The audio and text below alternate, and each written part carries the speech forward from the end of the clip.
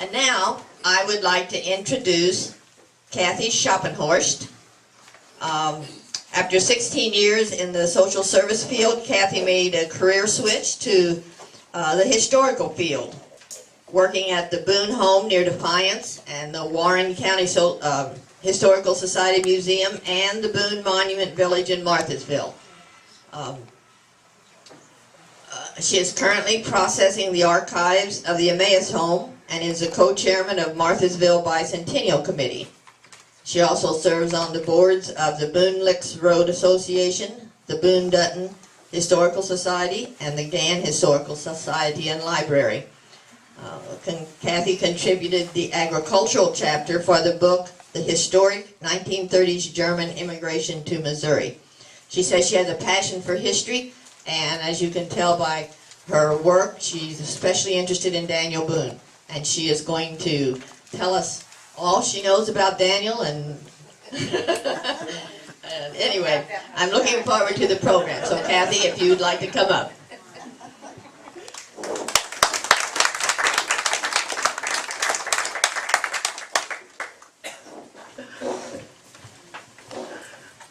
Well, thank you for asking me, Phyllis. When she first contacted me, she said she had heard that I do public speaking and asked my various topics, and actually most of my topics are in the German immigration field, but because of my work with the Boone home, I had mentioned that as well, and she said that was something that would be an unusual topic for this group, so that's what we chose. And I titled it Always on the Frontier, the Boone Family in Early Missouri, and at the end you'll see why I gave it that title. I do like to have audience participation though. So first of all, I want to know if we have any Boone descendants in the audience. So just one. And when I speak to school groups and historical societies, there's always at least one. So glad you're here. So when you think of Daniel Boone, what do you think about? Who was Daniel Boone? Why is he famous? Why would I be here to talk to him about him today? Frontier, pioneer. He was a frontiersman. He was a pioneer. Part of the reason why we are familiar with Daniel Boone was because in 1784, a man named John Filson wrote his biography. 1784, think about that. And his biography was translated into other languages and circulated in Europe. And so people in Europe knew all about Daniel Boone. And then there was the idea of a frontiersman being young boys' idol. And so several books for young boys were written. Over the years, there have been a lot of biographies of Daniel Boone written. When I want to research something about Daniel Boone, I usually turn to the Draper manuscripts. And Lyman Draper traveled throughout a number of states gathering information about Daniel Boone and other frontiersmen. He carried on correspondence with Boone descendants and people who had been neighbors to the Boones. And eventually he worked at the Wisconsin Historical Society, and they preserved his volumes and volumes and volumes of notes and correspondence. It was microfilmed, and there are over 100 rolls of microfilm. I used the microfilm at the Catherine Linneman Library in St. Charles. They only have about a fourth of the collection, but I understand the State Historical Society in Columbia has the entire collection. And there are several books that have been written that are indexes to the collection so that you can access specific information that way. A couple of the books that have been written that have used those Draper manuscripts, there's one called My Father Daniel Boone, and I didn't get my copy along now, but it was based on Lyman Draper went to Nathan Boone's home and spent a week with him and interviewed the family and wrote everything down. So an entire book was written from those interviews. Two genealogy books that have been written that use extensively the Boone of the Draper manuscripts. This one was written in 1925 by Hazel Spraker. It's simply called The Boone Family. And this one was written in 1969, I believe, Some Boone Descendants and Kindred of the St. Charles District by Lillian Hayes Oliver.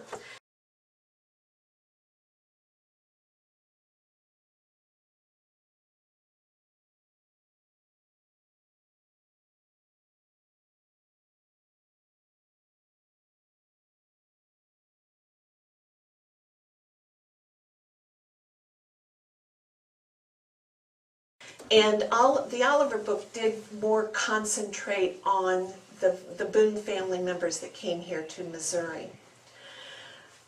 So Daniel Boone was born in 1734. Does anybody know where? Kentucky. Not Kentucky. That was too early for Kentucky. He did live in both North Carolina and Virginia, but he was actually born in the colony of Pennsylvania. His father, Squire Boone, had come to Pennsylvania in 1714. He was part of the group that came to the Quaker immigration to Pennsylvania. It was Daniel's father and two of his father's siblings that came at that point. Then Daniel's grandfather, George Boone III, came with the rest of their family in 1717. Rebecca's family came in 1718. Rebecca was Daniel's wife, and they were of Irish descent, but they both families started out in Pennsylvania. Both families moved to Virginia for a short time, and then on to North Carolina. Rebecca's father was Joseph Bryan, and his father was Morgan Bryan, but we don't know for sure what Rebecca's mother's name was. Some feel that she was probably Hester Hampton. Hester. Private joke with Linda here. But she died in childbirth, either when Rebecca was born or one of her sisters. So Rebecca had a stepmother named Ailey or Alice Linville. When Rebecca was 10, she moved with her Quaker grandparents, Morgan and Martha Strode Bryan, to the Yadkin River Valley in the backwoods of North Carolina.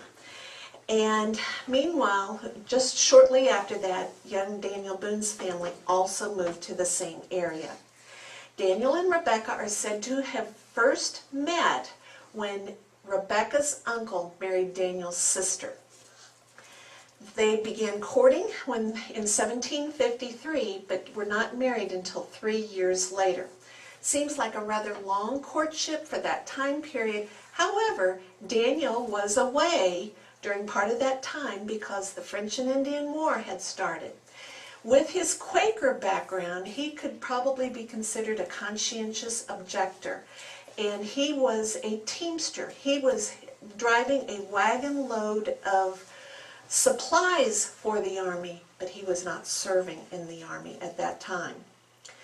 So when Daniel and Rebecca married in 1756, they immediately took charge of two children who were 6 and 8 years old, and they were Daniel's nephews. One of his brothers had died, Jesse and Jonathan Boone.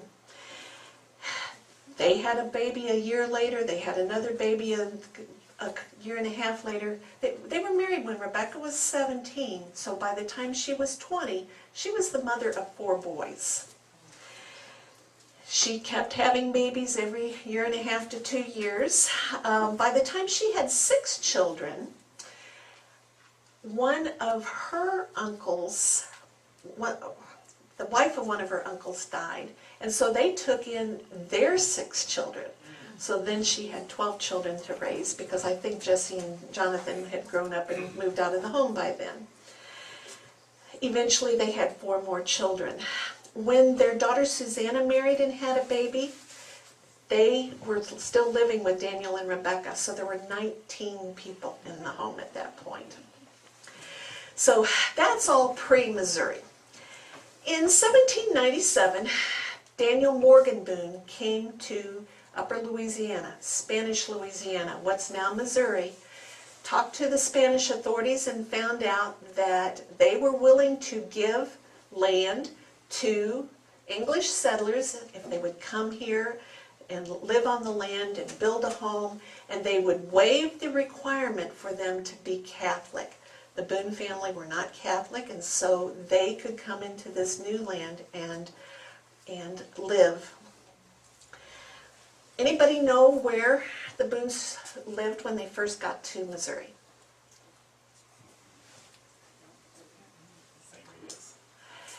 It's kind of funny that you would mention St. Louis, because one of the Boone family members stopped and spent a night in St. Louis and said that you couldn't pay to live there.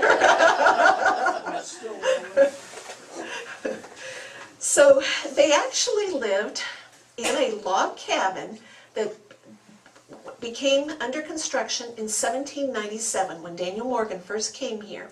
When he went back to Kentucky to get his family, he left 3 slaves here and told them to finish the house and grow a crop so that we have food. When we come back, we have a place to live. That house was in the area of what's now Matson, Missouri, Highway 94, between like Augusta and Defiance. They lived there for about 4 or 5 years, and then they lived in a small log cabin on Nathan Boone's property. If you're familiar with the great big stone Boone home, that was Nathan's property. That was the northern end of it. The southern end was, I think, a couple of miles down, and that would have been where Daniel and Rebecca were living in those early years. They moved around a lot, though. When their daughter Jemima moved to what is now the Marthasville area, they lived there for a while. When their son Jesse came later on from Kentucky, he lived in the Mineola area, and they lived there for a while. They said that they lived with one of their nephews on the Femi Osage at one point, and one of their grandchildren in the area. So they did not live in one place at any in the 21 years that Daniel lived here in Missouri. So how old was Daniel Boone when he came to Missouri? 65. That's aging. That's quite a bit. Yes. He spent approximately a fourth of his life between the Pennsylvania, Virginia years, a fourth in North Carolina, a fourth in Kentucky and West Virginia. There was a little time there, and then a fourth here in Missouri. So, when you think of Daniel Boone, how did he dress? Buckskins, that's correct. And you often picture him in a raccoon cap. So let me read what Nathan has to say about it. The hunters, including my father, when in Kentucky, would wear moccasins of deer skins, stuffed well with deer's hair to answer the place of stockings. These were very warm. Deerskin leggings were fastened at the top to a body belt on which the scabbard would be attached. The leggings were then tied around below the knee. In the evening, if the leggings and moccasins were wet, they were well dried and rubbed soft. Hunters kept their feet to the fire at night, which would render the moccasin unnecessary. They never wore them nights unless apprehensive of danger, in which case they would tie them to their guns, ready to be snatched up at a moment. This lying with the feet to the fire is what the old hunters attributed their uniform good health to. The only other garment made of deerskins was the outer garment or hunting shirt. My father, Daniel Boone, always despised the raccoon fur caps and did not wear one himself, as he always had a hat. And his hats were described to be the wide-brimmed felt hats that were commonly worn by people of Quaker descent. So how much education do you think Daniel Boone had? Not a lot. He had very little, if any, formal education. When one of his brothers married an educated woman named Sarah Day, she is said to have taught him to read and write. When his daughter Susanna married William Hayes, who was also educated, William Hayes helped him improve his hand, which was his handwriting, and then also kept his accounts. So I've already mentioned that Daniel was raised as a Quaker, but later in life he is said to have been very open to learning about other religions. And I think I'll wait and read a little bit about that later. But, okay, I've got this part here right now. Late in life, he wrote a letter to Sarah Day Boone, and this was what he said. How we live in this world and what chance we shall have in the next, we know not. For my part, I am as ignorant as a child. All the religion I have is to love and fear God, believe in Jesus Christ, do all the good to my neighbors and myself that I can, and do as little harm as I can help, and trust on God's mercy for the rest. And I believe God never made a man of my principle to be lost. So the story is, as told by Nathan, in 1813, Daniel and Rebecca had gone to the Callaway home at Marthasville. And they went there to aid the Callaways in sugar making, as Callaway had a good sugar camp. Mother, while there, camped at the sugar camp, which was 4 miles from Callaway's residence, up Charette Creek, and she remained there about a month. When she was not feeling well, she rode to Callaway's house, and after a few weeks of sickness, she died there on March 18, 1813. She was buried nearby on David Bryan's property, and David was one of her first cousins that she had raised. So David's children actually called Daniel and Rebecca grandmother and grandfather. Also, according to Nathan, during the whole summer of 1820, he was at the Callaways. There his portrait was painted by Mr. Harding. He had an attack of fever, not severe, and while recovering was exceedingly anxious to be taken to my house, Nathan's house. Some 10 minutes before he breathed his last, his daughter, Mrs. Callaway, arrived. He recognized her and died placidly, only exhibiting a scowl with his last breath. Toward the last, when asked if he suffered pain, he would say he did in his breast and between his shoulders. He died on the morning of September 26, 1820, about sunrise, the 14th day after his arrival here. Father's body was conveyed to Flanders Callaway's home at Charette, and there the funeral took place. There were no military or Masonic honors, the latter of which he was a member, as there were then but very few in that region of the country. The Reverend James Craig of the Baptist denomination, my son-in-law, delivered the funeral discourse. There was a very large funeral, and the remains were buried beside those of his wife, a mile below Charette Creek, and on the elevated second bank of the Missouri, a mile from the river. Another Bryan wrote to Draper, Reverend James Craig preached the funeral sermon, what Boone had done for his country in exploration, the settlement of the West, and defense of the country. Only an ordinary preacher, yet did pretty well. And then a granddaughter wrote to Draper. He spent 5 or 6 months with his daughter, Mrs. Flanders Callaway, but he came home sick, wanted to go back to see the little children.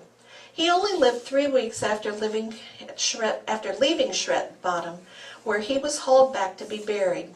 He was buried in a coffin he ordered made of black walnut, of which I heard my mother say he had helped the children pick full of cotton before he died. His sickness was very sudden after eating hearty of baked venison and sweet potatoes, only lasted 3 days.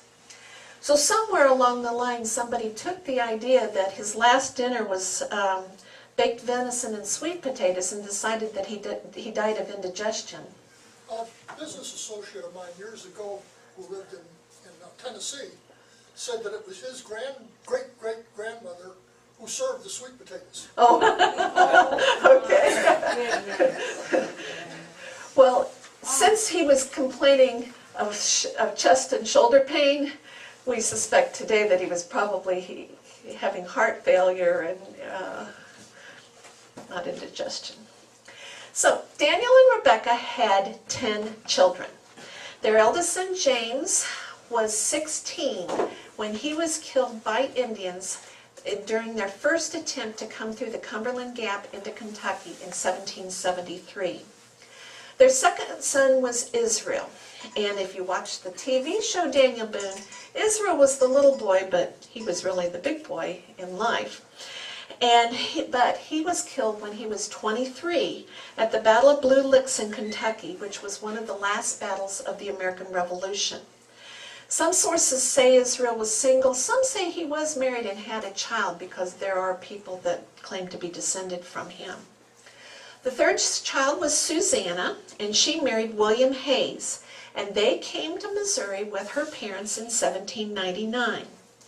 Apparently she drank some bad water, because she died of bilious fever the following year. And at that time, she had 10 living children, ranging in age from 6 to about 24. I think only the oldest was married at that time.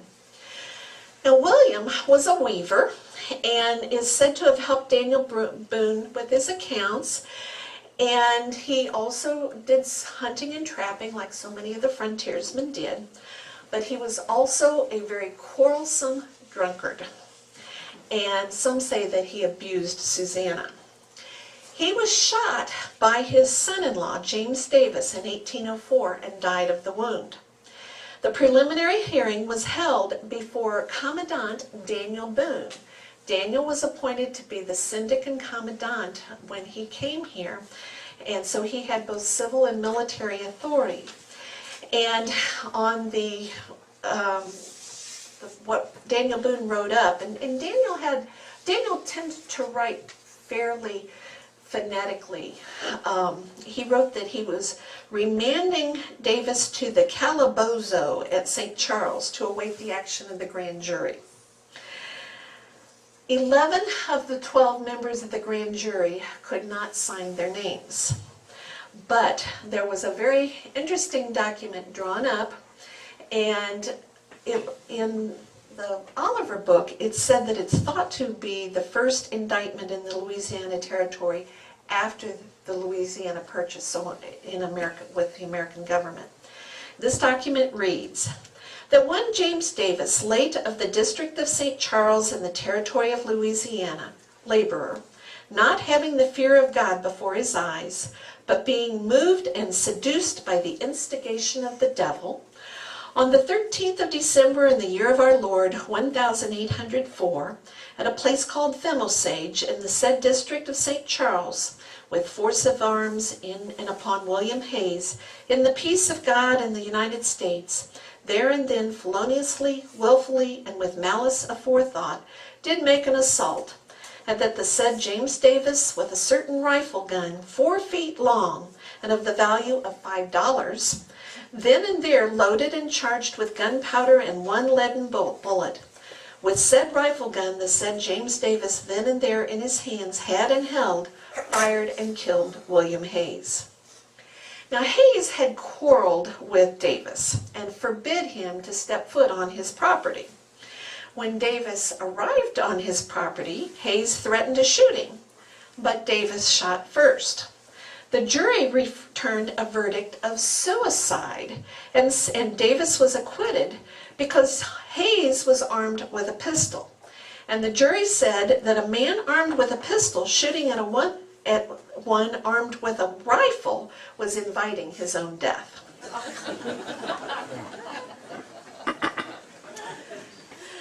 So the fourth child was Jemima. And if you've heard of any of the family members besides Daniel, you've probably heard of Jemima. Why? Kidnapped by the Indians. She was kidnapped by the Indians in July of 1776 at Fort Boonesborough. Now, in Fort Boonesborough, they had not heard about the Declaration of Independence. It took a while before that word got to them. They had other things to think about at that point, such as these girls going out on the river and the Indians grabbing their canoe and taking them through the woods. But Jemima was raised the daughter of a frontiersman and knew what to do in that situation. She was grabbing branches and breaking them off. She was leaving her footprints in the ground every chance she got. She tore up bits of her skirt and they got hung up on the bushes, so they left a trail. Quite a few members of the Fort Boonesboro community followed that trail, and the girls were rescued unharmed. One of the members of the rescue party was a man named Flanders Calloway, and shortly thereafter, within weeks, perhaps a few months, Jemima Boone and Flanders Calloway were married. Now, Jemima was also a very practical girl of the frontier. She knew how to shoot a gun, and she often brought home meat for the family table. During the siege of Fort Boonesboro, she was brave, and she was willing to run fresh ammunition to the defenders at the fort wall, even though she did get wounded at that time. She also knew what to do as a woman. She knew how to spin and how to weave and make her own cloth, although her older sister did once criticize her for her naughty threads. And having taken spinning with Linda this summer, I can understand. When Jemima died in 1834, there were 2 spinning wheels and a cotton gin in their estate inventory. And so some have thought that that cotton gin was probably the first in Missouri. Now, Flanders had gone on extended hunts in the territory that became Missouri several times before the family actually moved here in 1799. It's thought that when the family came here, they brought 7 of their children. Their eldest daughter stayed back in Kentucky for several years, and then they had 2 more children after they moved to Missouri. Jemima and some of the children rode in a dugout canoe while Flanders and perhaps his older sons helped Daniel and the other men drive cattle overland. According to Nathan, Flanders Calloway, Forrest Hancock, Isaac Van Bibber, and William Hayes Sr. and Jr. all joined Colonel Boone while he was traveling by land. Calloway and Van Bibber brought livestock. They drove the livestock above the mouth of the Missouri, crossed there, and then took them to Brother Daniel Morgan Boone's place. He had brought horses, cattle, sheep, and hogs. They arrived in St. Louis in late October. Flanders obtained 2 Spanish land grants for 680 acres on the Fimosage, northwest of Jemima's brother Daniel Morgan Boone, and east of the grant of Robert Hall, which was transferred to Nathan Boone the following year. Nathan said, Flanders settled within a mile of me and remained there 7 or 8 years. Then Flanders began buying up some of the original 7 Spanish land grants that comprised the community of La Charette, which is the area of Marthasville today. It's not known exactly when Flanders moved there, but there is a record of the people who attended Anthony Palmer's school in 1807, and there are 3 Calloway children on that list. Flanders continued to hunt and trap in what became Missouri, sometimes with Daniel Boone and sometimes with other family members. And at that time, beaver pelts were twice as valuable as deerskin because they were so popular for making men's hats. That was one of the few things that the United States had that Europe wanted, because they didn't have beaver in Europe, and they wanted those skins because they were a waterproof material. Nathan said the Calloways also had fair success in trapping and took Daniel's furs along with theirs to sell in Lexington, Kentucky, where they got a better price than they did in St. Louis. In 1810, the grandson, Will Hayes Jr., wrote to Draper later on that Flanders and his slave Mose accompanied Daniel Boone and his slave Derry, and along with the old Kentucky associates Michael Stoner and James Bridges, on a trapping trip high up the Missouri. And according to Hayes, they made it all the way to the Yellowstone. Now, there's a lot of historians today who do not believe that they went as far as Yellowstone, even though they were describing the geysers and the area there very, very well. In the early months of 1811, boats with housing over the cargo were seen coming down the river, and they stopped at Fort Osage and realized that Daniel Boone was part of that party. They sold or traded pelts in St. Louis when they could get a good price, and then also in Kentucky when they could get a better price there. Flanders Callaway, all of the trappers had problems periodically with, they would be out checking their trap lines, and wherever they had cached their furs, they'd come back and they'd all be gone. The Indians had stolen them because they could also trade them for the things they needed. And so, because Flanders Callaway was having a lot of problems with that, he started marking his furs with his initials. And the Indians left them alone because they thought that the C was for Chouteau, and they had a working relationship with him and didn't want to steal from him. So the Callaway home in Marthasville was said to be was probably the first church in the area. And John Mason Peck, who was one of the itinerant preachers of the time, wrote, in 1814, he had been at old Brother Darth's house in Femosage settlement. I preached and formed a mite society to aid the United Society for the Spread of the Gospel. Here I was met by Flanders Callaway, a leading member of the Baptist church near the mouth of Shred, called Friendship.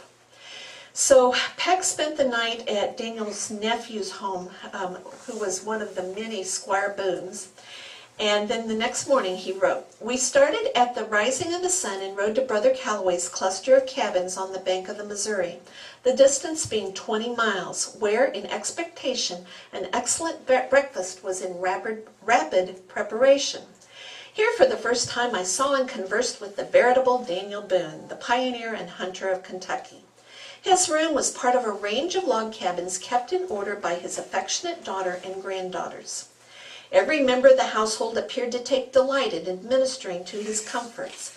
He spoke feelingly and with solemnity of being a creature of providence, ordained by heaven as a pioneer in the wilderness to advance the civilization and extension of his country. Another itinerant preacher was James Welch, and he also met Daniel Boone at the Callaway home in 1818. He wrote, I gazed at the old colonel with no ordinary interest, having heard my parents in Kentucky speak of him with admiration from the time of my earliest recollection. He was rather low of stature, broad shoulders, high cheekbones, very mild countenance, fair complexion, soft and quiet in his manner, but little to say unless spoken to, amiable and kind in his feelings, very fond of quiet retirement, of cool self-possession, and indomitable perseverance. He listened to preaching with apparent interest. So the next child, number 5, was named Lavina. She married Joseph Scholl, and they stayed in Kentucky, but she only lived 3 years after her parents came here. Number 6 was also named Rebecca. She married Philip Goe, and they also stayed in Kentucky, where she died in 1805. So at that point, in 1805, Daniel and Rebecca had already lost 5 of their 10 children. Number 7 was Daniel Morgan Boone. He was the one that came to Missouri first in 1797 and helped his family move to Kentucky in 1799. In 1805, Daniel Morgan and his younger brother, Nathan, formed a partnership with James and Jesse Morrison to produce salt. Salt production was a labor-intensive project. Brine water was poured into iron kettles and heated to boiling on a stone furnace. As the water evaporated, salt crystallized in the bottom of the kettle. Approximately 250 to 300 gallons of brine water produced a bushel of salt. The operation grew from 8 men laboring over 1 furnace and 40 kettles to 20 men operating 2 furnaces handling 60 kettles each. About 30 bushels of salt were produced a day and were shipped by keelboat on the Missouri River to St. Louis, where it sold for $2.50 per bushel. So much timber was cut to fuel the salt furnaces that wood had to be brought in from as far as 4 miles away. So today we have a Boone's Lick Road that runs from St. Charles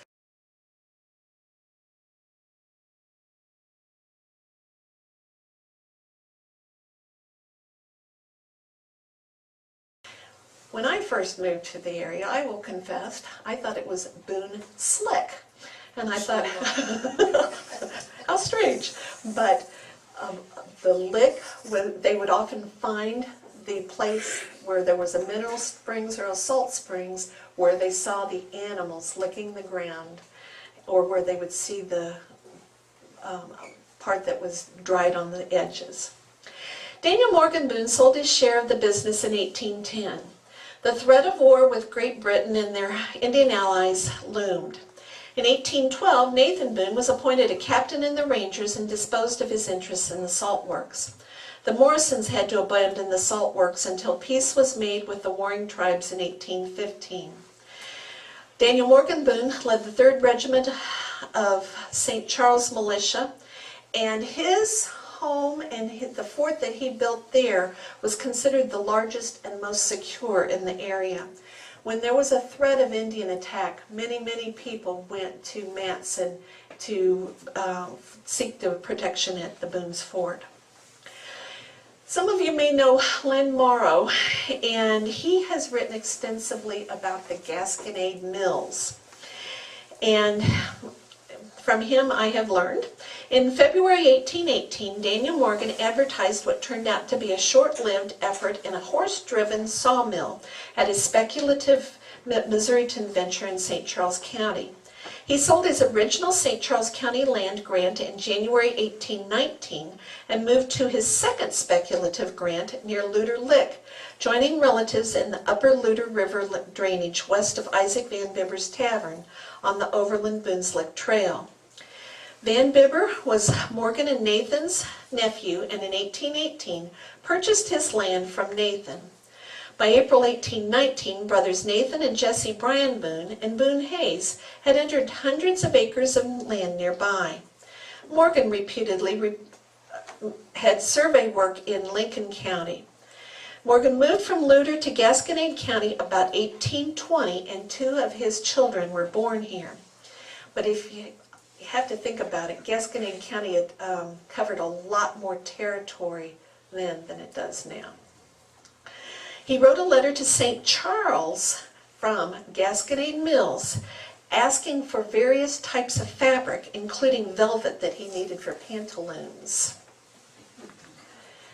Now, Lewis Houck wrote a 3-volume history of Missouri a little over 100 years ago, and he wrote that Daniel Morgan worked surveying lands in the Missouri Territory. With a respected reputation and skill, his contemporaries selected him as a co-commissioner to locate the permanent seat of government at Jefferson City and to locate the county seats of Gasconade, Henry, and Johnson counties. Morgan Boone was commonly found in a position of trust and responsibility. And then Lynn also wrote that Morgan Boone was among 5 men appointed by the Gasconade County Court to lay off a road from the mouth of the Gasconade River to Patrick Cullen and Company Mill, and this was a gunpowder mill. The court also confirmed in May 1822 that the county's first road from the town of Gasconade to Cullen's powder mill had in fact been surveyed and marked, and Morgan Boone was one of the ones that verified that. So that's in the early Gasconade County records. Chief among the products from the interior was desirable and expensive soft pine lumber. When Boone and the others established the first commercial soft pine lumbering industry in the Ozarks, rafting the products of their sawmills downstream, they put the piney fork of the Gasconade River, the modern Big Piney River, on the map. These water-powered sash or vertical blade sawmill sites, generally along the Big Piney between Arthur's Creek in present-day Texas County and the mouth of Spring Creek in Phelps County, were known collectively to early Missourians as Gasconade Mills. By 1822, the Ozarks Piney Woods Millers managed a vigorous lumber trade from Boone Township, what was then Gasconade County. And it also included slavery and money lending as part of their way of making a living.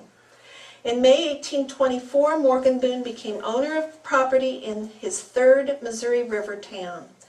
Earlier in 1818, he tried to sell his own lots in Missouriton, speculated 3 lots in the town of Gasconade in 1820, and then decided to invest a hefty $500 in a Newport town lot, which was then the county seat of Franklin. In June 1825, Morgan Boone and his partner James Morrison sold their Boone's Creek Mill on credit to Samuel Nesbitt. The 56-year-old Morgan headed to Kansas Indian Territory to become the first American settler at the mouth of the Kansas River, later accepting a post as a federal farmer on Kansas Indian lands, a job with a predictable paycheck. So if you want to know more about the Gasconade Mills, Lynn's whole paper about it is on the Phelps County Historical Society website. So child number 8 for Daniel and Rebecca was Jesse Bryan Boone. He married Chloe Van Bibber and stayed in Kentucky for a number of years before finally coming to Missouri in the 18 teens. He was serving in the state's Constitutional Convention of 1820 when he died just after his father, just a couple of months after Daniel died. Child number 9 died in infancy. He was the only one of Daniel and Rebecca's that died in infancy as far as we know. And this was in 1775 when they were going to make their second attempt to settle in Kentucky. And a lot of people had sold all of their belongings and were gathered, ready to go, and they were waiting on the birth of this baby, who then ended up dying. Last child was Nathan. He was the only child of Daniel and Rebecca born in Kentucky. All the rest were born in North Carolina. He was 18 years old when the family came to Missouri. They were about 75 miles into the trip when he decided to go back. He got a marriage license and went to Olive Van Bibber's father and asked for her hand in marriage and married the 16-year-old girl, and then the two of them took back out and came to Missouri together. Later she wrote that it was rather a perilous journey for such a young couple. Nathan served in the 1st Infantry in 1808, which established Fort Osage, and he was appointed to negotiate with the Osage. During the War of 1812, he entered the militia as a captain and was discharged as a major. He was also a delegate to the state's Constitutional Convention in 1820. He surveyed throughout Missouri and even in Iowa, and Boone, Iowa is named after him. He served in the Black Hawk War in 1832. He entered the 1st U.S. Dragoons as a captain, and finally when he resigned in the 1850s, he was a lieutenant colonel, and he traveled throughout the West with the Dragoons. He sold his property, the Big Stone House between New Melly and Defiance, in 1837 and built a log home in Greene County near Ash Grove, and that home is now a state park. So those 10 children gave Daniel and Rebecca 70 grandchildren. And when you consider that 5 of them died pretty young, that's a fair number of grandchildren. Elizabeth was their first grandchild, and she was apparently the first Anglo child born in Kentucky. She was born just after they arrived in 1775. Elizabeth married Isaac Van Bibber, and he was a cousin of Nathan's wife. He was a captain at Luter Island and then lived at Mineola and had a tavern there that was well known. They had a daughter, Aretta, kind of like Error, who married Major George Burt, who served during the War of 1812. And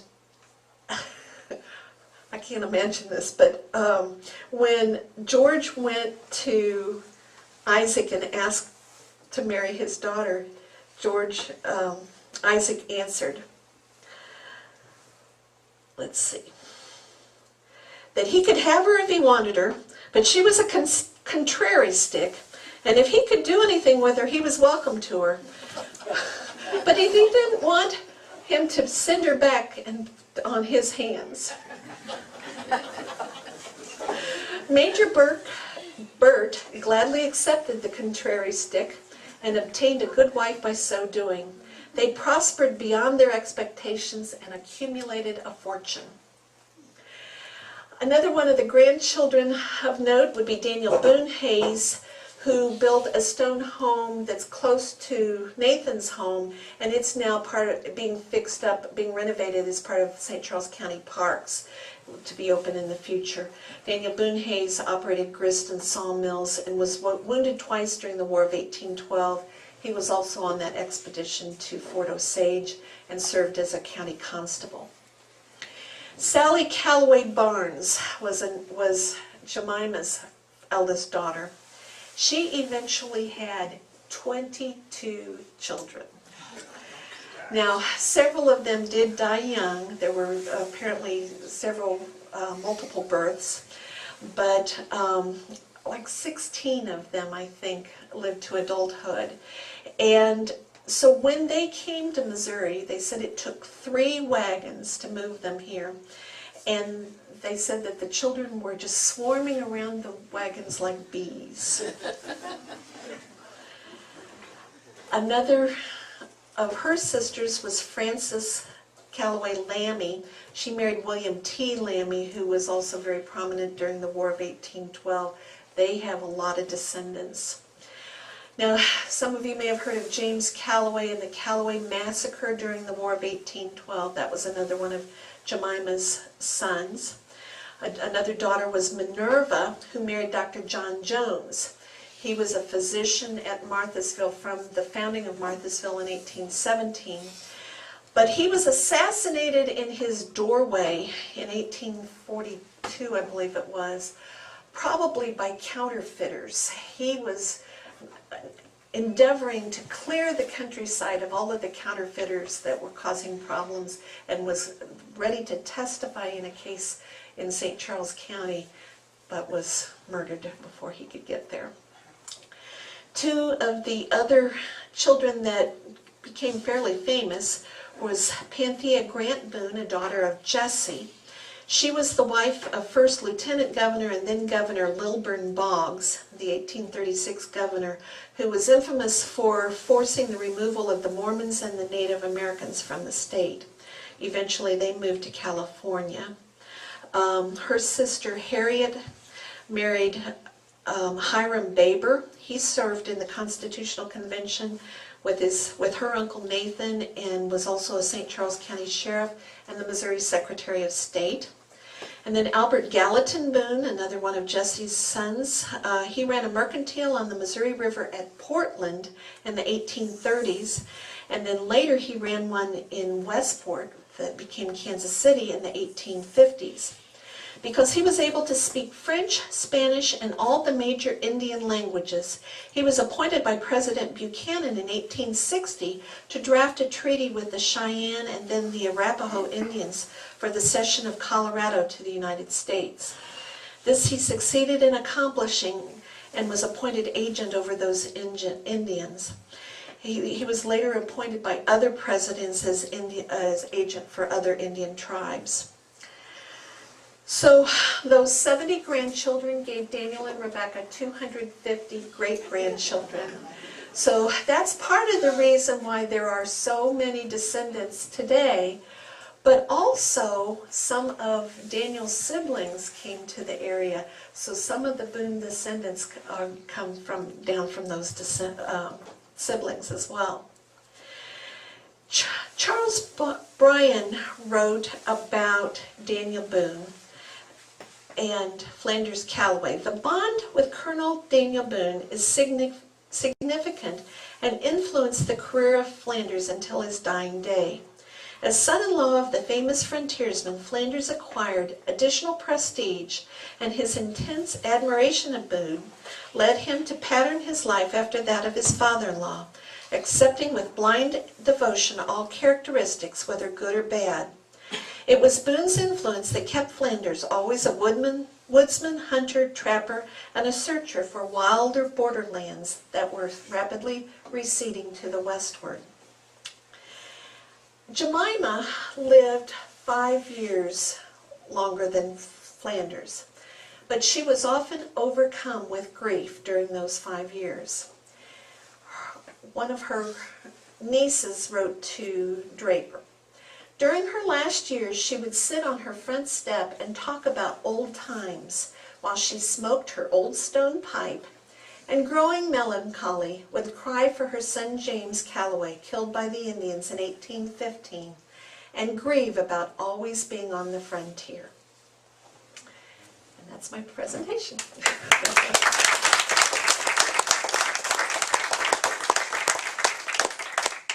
Any questions that I might be able to answer? Yes. How old was Daniel when he died? He was a month short of his 86th birthday. I have visited the gravesite in Marthasville, but is he not there? Good question. When Rebecca died, she was in an unmarked grave. When Daniel died, one story is that when they went to open up the spot next to where they thought Rebecca was buried, they found some bones. And so that he was moved to a slightly different part of the cemetery. About 12 years after Daniel died, the Bryans purchased tombstones. The day that they were delivered, Dad was sick. He sent one of the kids out to the cemetery, and she looked around for a few minutes and said, "I believe grandmother and grandfather are buried over here." So those were the graves that were marked.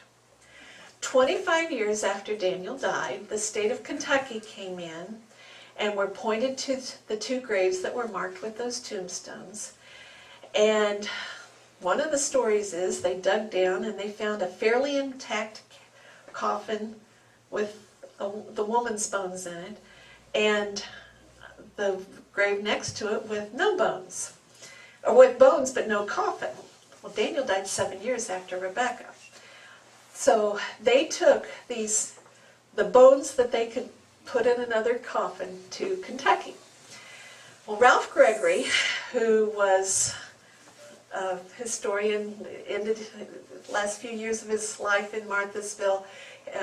He died 2 days short of his 106th birthday 2 years ago, and he studied everything he could find that was written about the burials of Daniel and Rebecca.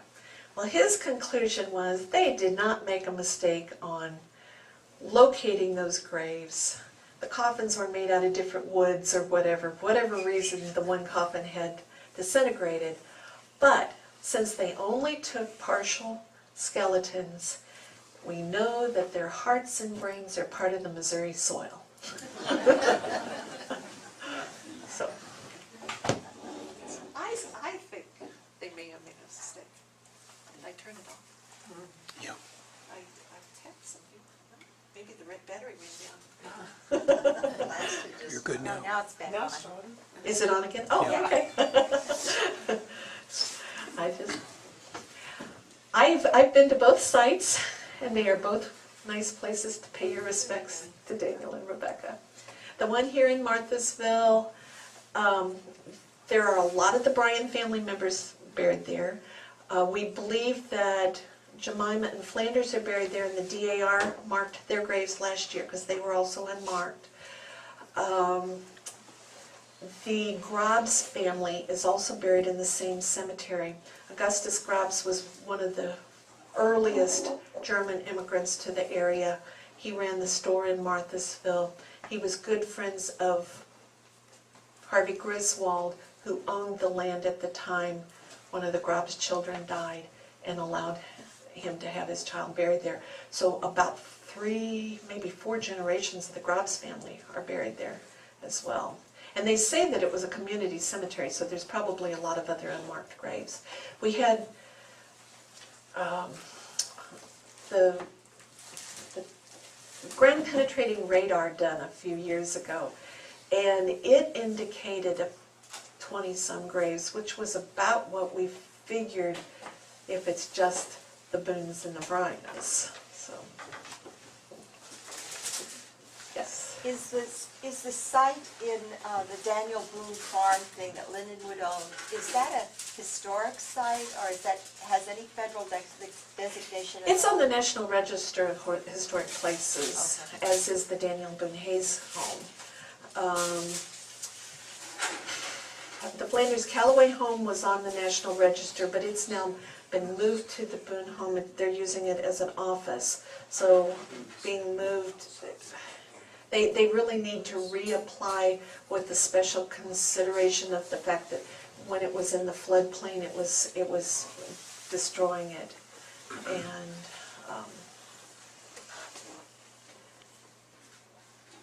there are other plaques there where other organizations have given it, like the Daughters of American Colonists, I think, might have a plaque there as well. Thank you. Yes. I worked down at Onondaga Cave, and Lester Dill, the promoter of both Merrimack Caverns and Onondaga Cave in the 50s and 60s, was real big at getting someone famous in the cave. For Merrimack Caverns, it was Jesse James. At Onondaga, and basically it's some proof that he did lead some Kentucky settlers in that area of the Merrimack, but Lester Dill tries to say that Daniel Boone's the one that came in the spring entrance of and found Onondaga Cave. And he used that for several years. There were some big Boone reunions down at Onondaga in the past and so forth. As far as I can rectify, I don't think Jesse James was in Merrimack Caverns, and I don't think Daniel did the swimming in coming the entrance at Onondaga Cave. But Lester Dill's so famous, though, he painted all the barn roofs and really built this character of Route 66 through there, through this cave territory with some of the things he did. So kind of interesting, and I'm not sure there's anywhere to dig or check on anything in Onondaga. In what I've read in the Draper manuscripts, what the children, grandchildren, great-grandchildren wrote, I have never seen a story about that particular area. However, I mean, there's stories on the Niangua River, and there's stories on this one and that one and the other. There are stories in caves, but how it wouldn't have been called Onondaga at that point, I assume. Oh, it got By its the name family. in a naming contest later. Okay. Yeah. So I think it was Davis Spring is at the point in the 1800s when they first discovered Davis, it. there was a lot of connection with Davis in the family. But Davis is a common name, so I'm not aware of a connection. Yeah, thanks. Anything else? Well, it looks like we've got some refreshments over there, so.